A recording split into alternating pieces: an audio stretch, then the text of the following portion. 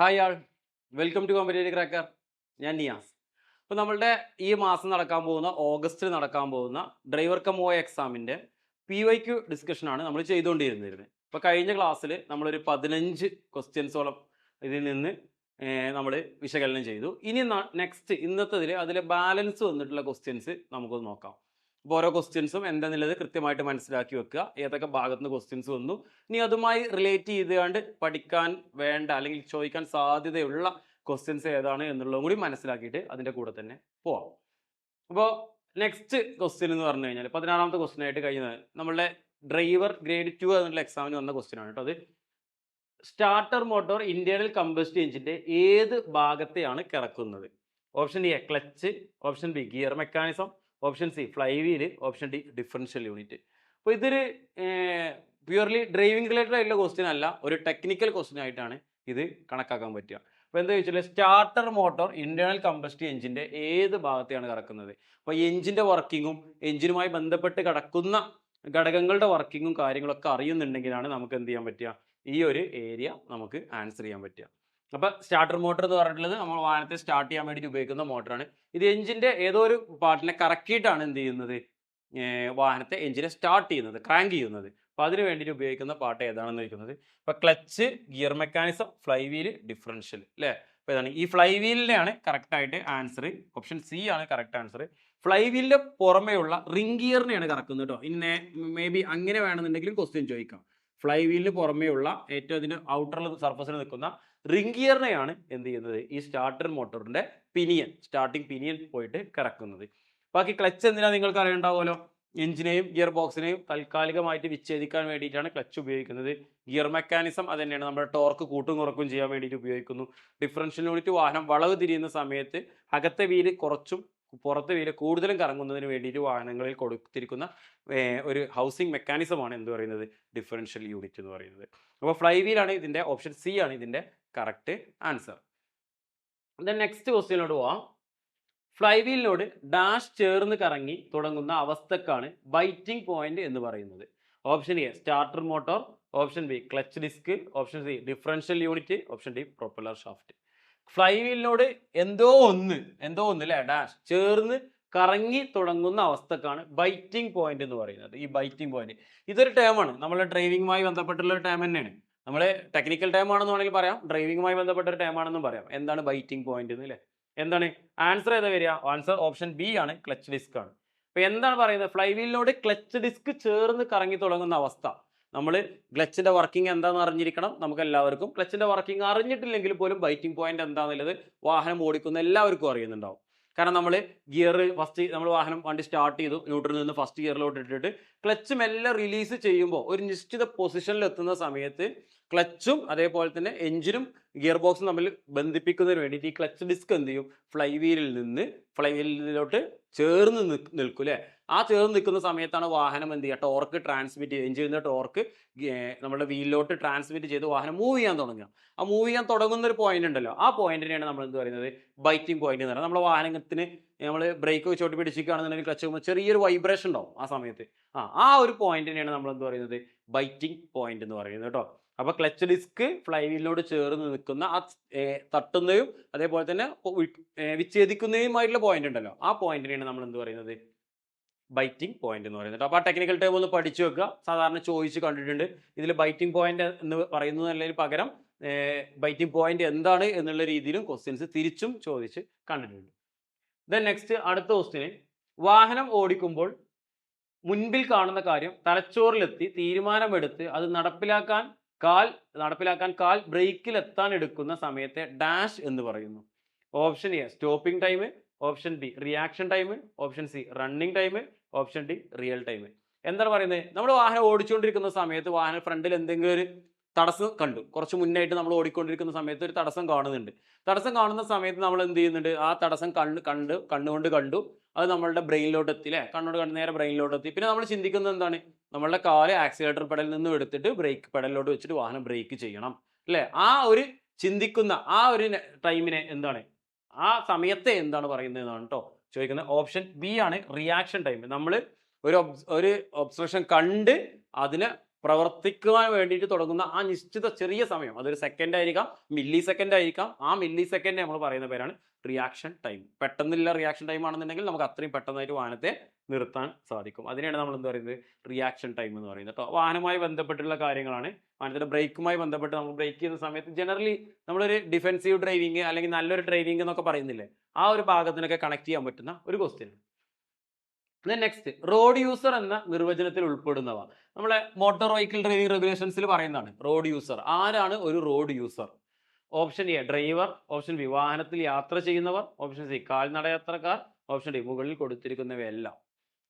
ആരൊക്കെയാണ് ഒരു road user എന്ന് പറയുന്നത്? ഇവരെല്ലാവരും റോഡ് യൂസേഴ്സ് ആണ്.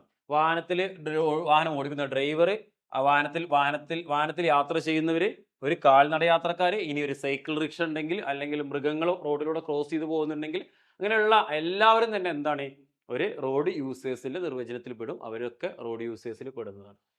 നെക്സ്റ്റ്, അടുത്ത ക്വസ്റ്റ്യൻ, ട്രാഫിക് കൺട്രോൾ സിഗ്നലിലെ ചുവന്ന ലൈറ്റ് മിന്നി പ്രകാശിച്ചാൽ ലൈറ്റിന് അഭിമുഖമായി വരുന്ന വാഹനങ്ങൾ നിർത്താതെ സിഗ്നൽ കടന്നു പോകാം. പച്ച ട്രാഫിക് സിഗ്നൽ പ്രകാശിക്കുന്നത് വരെ കാത്തു കിടക്കണം. നിർത്തി കാൽനടയാത്രക്കാർക്കും മേജർ റോഡിലെ വാഹനങ്ങൾക്കും മുൻഗണന നൽകി സിഗ്നൽ കടന്നു പോകാം.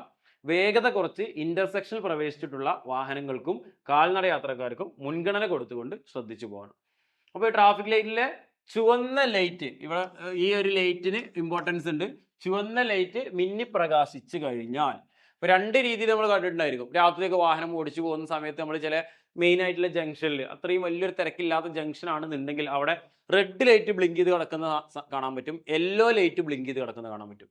ഇപ്പൊ ഇവിടെ ചോദിച്ചിട്ടുള്ള എന്താണ്, ചുവന്ന ലൈറ്റ് അല്ലേ, അതായത് റെഡ് ലൈറ്റ്. യെല്ലോ എന്ന് പറഞ്ഞാൽ നമ്മൾ നോർമലി യെല്ലോ അല്ല പറയേണ്ടത്, ആംബർ ലൈറ്റ് എന്നാണ് കളറിന്റെ പേര്, ആംബർ എന്നാണ് പറയുന്നത്. ജസ്റ്റ് ചില ക്വസ്റ്റ്യൻ പേപ്പറിൽ നമ്മൾ യെല്ലോ ഒന്നും കണ്ടിട്ടുണ്ട്, ഒട്ടുമിക്ക നോർമലി നമ്മളുടെ റൂളിൽ പറയുന്നത് അത് ആംബർ എന്നാണ്, ആംബർ ആണ് ആ കളർ പറയുന്നത്. ഇപ്പോൾ ട്രാഫിക് സിഗ്നൽ ചുവന്ന ലൈറ്റ് മിന്നി കത്തുകയാണെന്നുണ്ടെങ്കിൽ വാഹനം നിർത്താതെ സിഗ്നൽ കടന്നു പോകാം എന്നാണ് ഫസ്റ്റ് ഓപ്ഷൻ. അത് ഒരിക്കലും ശരിയല്ല അല്ലെ. പച്ച ട്രാഫിക് സിഗ്നൽ പ്രകാശിക്കുന്നത് വരെ കാത്തു കിടക്കണം, അതും ശരിയല്ല. മൂന്നാമത്, നിർത്തി കാൽനടയാത്രക്കാർക്കും മേജർ റോഡിലെ വാഹനങ്ങൾക്കും മുൻഗണന നൽകി സിഗ്നൽ കടന്നു പോകാം. വേഗത കുറച്ച് ഇന്റർസെക്ഷനിൽ പ്രവേശിച്ചിട്ടുള്ള വാഹനങ്ങൾക്കും കാൽനടയാത്രക്കാർക്കും മുൻഗണന നൽകി കടന്നു പോകാം. ഓപ്ഷൻ സി ആണ് കറക്റ്റ് ആൻസർ. വാഹനം നിർത്തണം. ചുവന്ന ലൈറ്റ് ആണ് കാണുന്നത്, ചുവന്ന ലൈറ്റ് ആണ് മിന്നി കത്തുന്നതെന്നുണ്ടെങ്കിൽ വാഹനം നിർത്തി. മേജർ റോഡ്, നമ്മളൊരു മൈനർ റോഡിൽ നിന്നാണ് കയറുന്നതെന്നുണ്ടെങ്കിൽ മേജർ റോഡിലെ വാഹനങ്ങൾ കടന്നു പോകാനുള്ള മുൻഗണനയുള്ള വാഹനങ്ങൾക്കൊക്കെ മുൻഗണന കൊടുത്ത് അവരൊക്കെ കടന്നു പോയതിനു ശേഷം നമുക്ക് കടന്നു പോകാം വാഹനം നിർത്തിയിട്ട്. ഇനി ഇവിടെ ചുവന്നതിന് പകരം യെല്ലോ അല്ലെങ്കിൽ ആംബർ ആണ് വരുന്നത് എങ്കിൽ നമുക്ക് എന്ത് ചെയ്യാം, വേഗത കുറച്ച് ഇന്റർസെക്ഷനിലെ വാഹനങ്ങളൊക്കെ കടന്നു പോയതിനു ശേഷം വളരെ സൂക്ഷ്മതയോടുകൂടി ജാഗ്രതയോട് കൂടിയിട്ട് നമുക്ക് എന്ത് ചെയ്യാം, കടന്നു പോകാം എന്നാണ് കേട്ടോ. അപ്പോൾ ചുവന്ന ലൈറ്റിലും യെല്ലോ ലൈറ്റിലും എന്താണ് ഡിഫറൻസ് എന്നുള്ള കാര്യങ്ങൾ നമ്മൾ കറക്റ്റായിട്ട് മനസ്സിലാക്കി വെക്കണം. നെക്സ്റ്റ് ക്വസ്റ്റ്യനിലോട്ട് പോവാണ്. സൈറനോ ഫ്ലാഷ് ലൈറ്റോ പ്രവർത്തിച്ച് നിൽക്കുന്ന എമർജൻസി വാഹനത്തിൽ നിന്നും അവയിലെ ജീവനക്കാർ ആവശ്യപ്പെട്ടാൽ മറ്റു വാഹനങ്ങൾ പാലിക്കേണ്ട ചുരുങ്ങിയ അകലം. അത് സൈറനോ ഫ്ലാഷ് ലൈറ്റോ പ്രവർത്തിച്ച് നിൽക്കുന്ന എമർജൻസി വാഹനത്തിൽ നിന്നും ഏതൊക്കെയായിരിക്കും? നമുക്ക് ആംബുലൻസ് ആയിരിക്കാം, ഫയർ ടെൻഡർ വാഹനമായിരിക്കാം അല്ലേ, അങ്ങനെയുള്ള വാഹനങ്ങളൊക്കെ എമർജൻസി വാഹനങ്ങളിൽ ഉൾപ്പെടുന്ന വാഹനങ്ങളാണ്.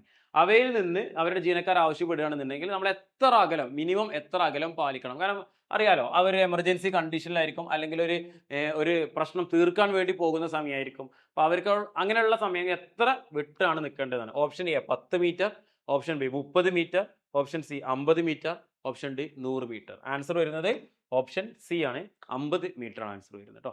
അപ്പോൾ ഒരു എമർജൻസി വാഹനത്തിൽ നിന്നും നമ്മൾ കീപ്പ് ചെയ്യേണ്ട ദൂരം എന്ന് പറയുന്നത് അല്ലേ, അവർ ആവശ്യപ്പെട്ടാൽ എന്ന് പറയുന്നുണ്ട്, എങ്കിലും നമ്മൾ കീപ്പ് ചെയ്യേണ്ട ദൂരം എന്ന് പറയുന്നത് 50 മീറ്റർ ആണ് കീപ്പ് ചെയ്യേണ്ടത്. നെക്സ്റ്റ്, അടുത്ത ക്വസ്റ്റ്യന്, ഫോഗ് ലൈറ്റ് ഉപയോഗിച്ച് വാഹനം ഓടിക്കുമ്പോൾ ചെയ്യരുതാത്ത കാര്യം.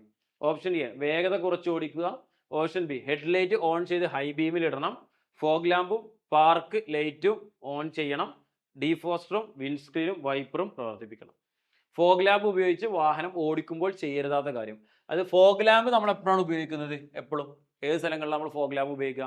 ഒരു മൂടൽ മഞ്ഞുള്ള ഏരിയ അല്ലേ, നമുക്ക് വിഷൻ കറക്റ്റായിട്ട് കാണാത്ത മഞ്ഞ് കാരണോ അല്ലെങ്കിൽ ഫോഗ് കാരണോ അങ്ങനെയുള്ള കാരണം സ്നോ ഫോഗ് ഒക്കെ ഉണ്ടാകുമ്പോൾ നമുക്ക് മുന്നിലോട്ട് വ്യൂ കറക്റ്റ് കിട്ടാത്ത സ്ഥലങ്ങളിലാണ് നമ്മൾ ഫോഗ് ലാമ്പ് ഉപയോഗിക്കുക, ഫോഗ് ലൈറ്റ് ഉപയോഗിക്കുക. അപ്പോൾ ഫോഗ് ലൈറ്റ് ഉപയോഗിക്കുന്ന സ്ഥലങ്ങളിൽ നമ്മൾ ചെയ്യാൻ പാടില്ലാത്ത കാര്യം എന്താണ് എന്നുള്ളതാണ് അല്ലേ.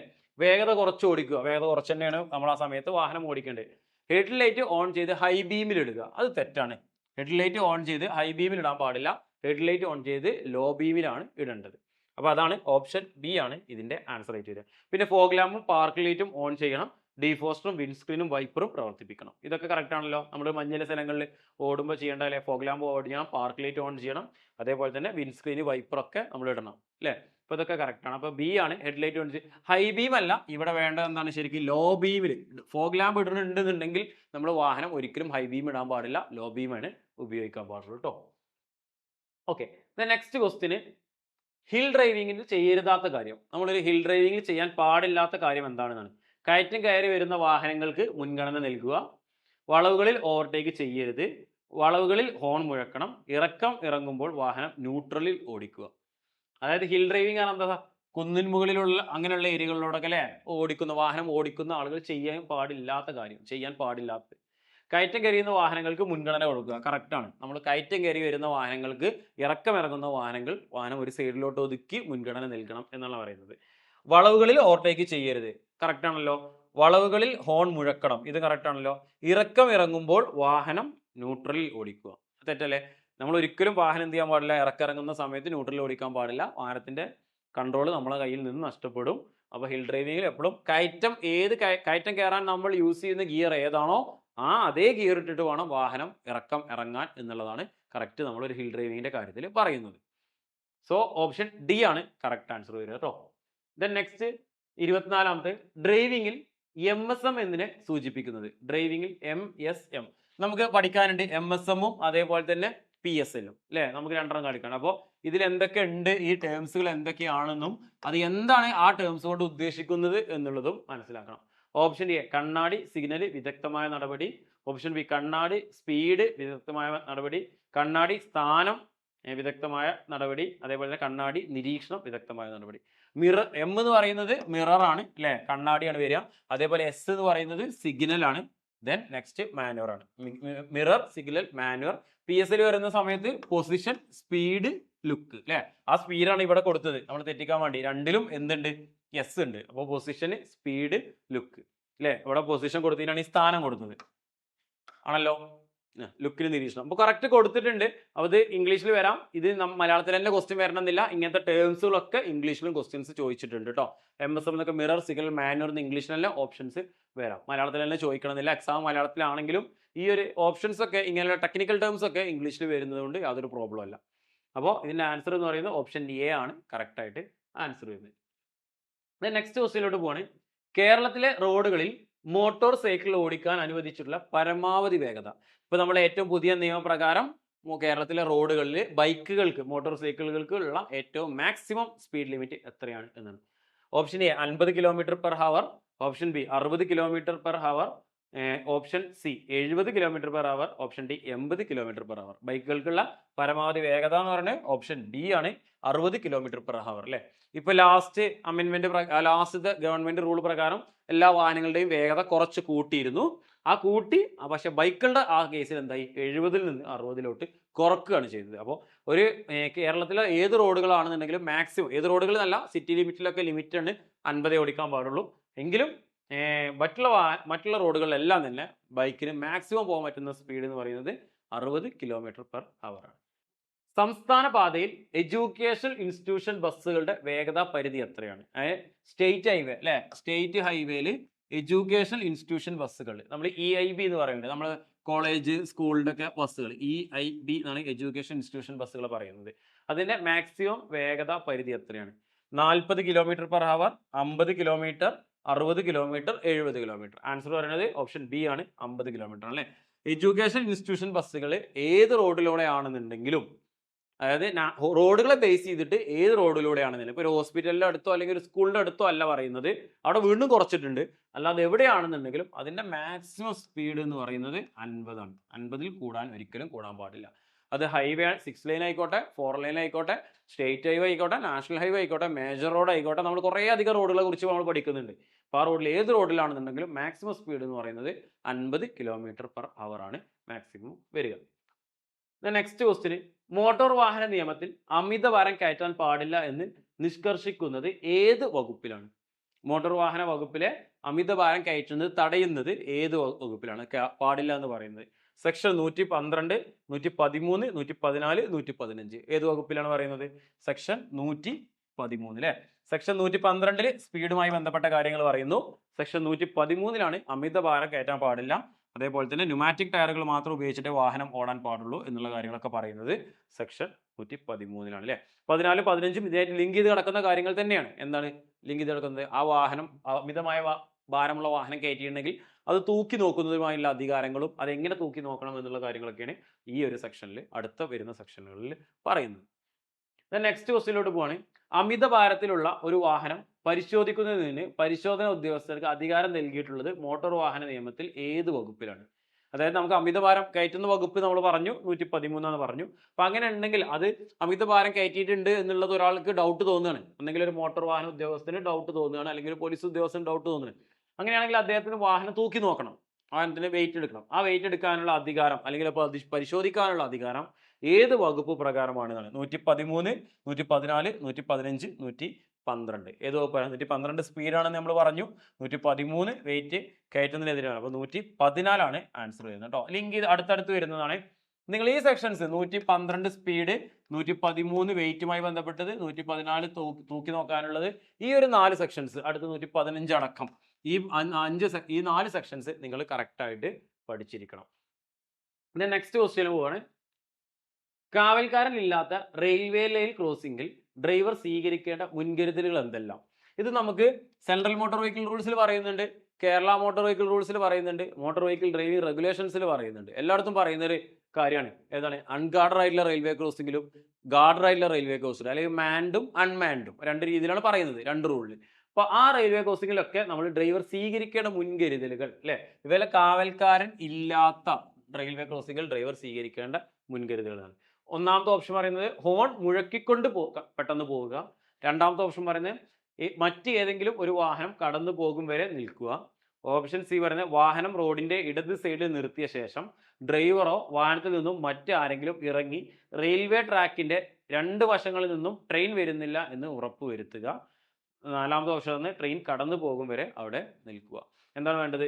വാഹനത്തിൽ നിന്ന് ഡ്രൈവറോ അല്ലെങ്കിൽ അദ്ദേഹത്തിന്റെ കൂടെയുള്ള സഹായിയോ ഇറങ്ങിയിട്ട് അവിടെ ട്രെയിൻ ഒന്നും വരുന്നില്ല എന്നുള്ളത് ഉറപ്പാക്കിയതിന് ശേഷം മാത്രം കടന്നു പോകുക. ഇൻ കേസ് സഹായി ഇല്ലെങ്കിൽ ഡ്രൈവർ വാഹനം സൈഡാക്കി ഡ്രൈവർ തന്നെ നേരിട്ട് പോയിട്ട് എന്ത് ചെയ്യണം? അത് ഉറപ്പാക്കണം. ട്രെയിനുകളൊന്നും വരുന്നില്ല എന്നുള്ളത് ഉറപ്പാക്കിയതിന് ശേഷം മാത്രം കടന്നു പോകണം. അതാണ് നമുക്ക് സെക്ഷന് 30ാമത്തെ ക്വസ്റ്റ്യനിൽ പറയുന്നു. അപ്പോൾ നമ്മൾ 4 മൊഡ്യൂളത്തെയും ഏറ്റവും ഇമ്പോർട്ടൻ്റ് ആയിട്ടുള്ള കാര്യങ്ങൾ പഠിച്ചു. അപ്പോൾ ഈ മാസത്തെ യൂണിഫോം പോസ്റ്റൽ എക്സാമുകൾ എല്ലാവരും നല്ല രീതിയിൽ തന്നെ പ്രിപ്പയർ ചെയ്യുക. അപ്പോൾ നെക്സ്റ്റ് ഓഗസ്റ്റിൽ എന്ന് പറഞ്ഞു കഴിഞ്ഞാൽ നമുക്ക് അടുത്ത എക്സാം ഡ്രൈവറിൻ്റെ ഏറ്റവും കൂടുതൽ കാറ്റഗറിയിൽ നടക്കുന്ന ഡ്രൈവർ കം OAയുടെ എക്സാം നടക്കാൻ പോവാണ്. അപ്പോൾ OAക്ക് വേണ്ടിയിട്ട് ഒരു 30 ഡേയ്സ് ക്രാഷ് ബാച്ച് CCയിൽ സ്റ്റാർട്ട് ചെയ്തിട്ടുണ്ട്. 30 ദിവസത്തേക്കുള്ള ഒരു ക്രാഷ് ബാച്ചാണ്. നമ്മുടെ കോഴ്സിൻ്റെ കംപ്ലീറ്റ്ലി സിലബസ് ബേസ്ഡുള്ള മൊഡ്യൂൾസ് കാര്യങ്ങളെല്ലാം തന്നെ റെക്കോർഡ് ക്ലാസ്സസ് നിങ്ങൾക്ക് കോഴ്സിൽ അവൈലബിൾ ആയിരിക്കും. അതോടൊപ്പം തന്നെ PDF നോട്ട്സ്, PYQ പ്രീവിയസ് ഇയറിലെ ക്വസ്റ്റ്യനിലെ അനാലിസിസ് ചെയ്തിട്ടുള്ള വീഡിയോസ് കാര്യങ്ങളൊക്കെ നിങ്ങൾക്കൊരു മെൻറ്റർഷിപ്പ് സപ്പോർട്ടോട് കൂടി തന്നെ പഠിക്കാവുന്നതാണ്. അപ്പോൾ ഈ എക്സാമിന് വേണ്ടിയിട്ട് പുതിയ ബാച്ച് സ്റ്റാർട്ട് ചെയ്യുന്നുണ്ട്. അതിൽ ബാച്ചിൽ ജോയിൻ ചെയ്യാൻ താല്പര്യമുള്ള ആളുകൾ ഞങ്ങളുടെ സ്ക്രീനിൽ കാണുന്ന നമ്പറിൽ കോൺടാക്ട് ചെയ്യുക. അപ്പോൾ നിങ്ങൾ CCയുടെ ചാനൽ ആദ്യമായിട്ടാണ് കാണുന്നതെന്നുണ്ടെങ്കിൽ ചാനൽ സബ്സ്ക്രൈബ് ചെയ്യുക. ഇതേപോലുള്ള വീഡിയോകൾ ഇനിയും നിങ്ങളിലേക്ക് എത്തിച്ചേരുന്നതായിരിക്കും. വീഡിയോ ഇഷ്ടമായാൽ ലൈക്ക് ചെയ്യുക. അതേപോലെ തന്നെ നിങ്ങളുടെ ഡ്രൈവർ എക്സാം എഴുതുന്ന കൂട്ടുകാരിലേക്കും വീഡിയോ ഷെയർ ചെയ്തെത്തിക്കുക. Okay, thank